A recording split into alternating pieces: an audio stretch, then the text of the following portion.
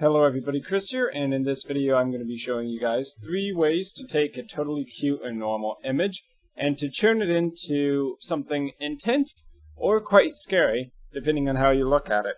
So the first way is what's called color inversion.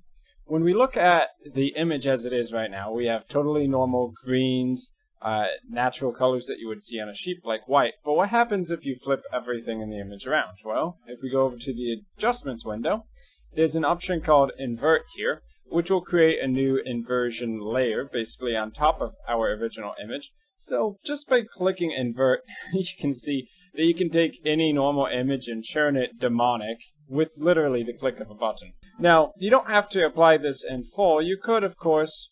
The second option, which gives us similar results, but maybe not quite as intensely, is going up to the filter menu and then going down to Stylize and then Solarize. So you can see that there's a lot of the same color changes in that effect, but some areas, such as the natural greens in the background, are left alone. So depending on your image, you might get results you like more using Solarize rather than the inversion of color.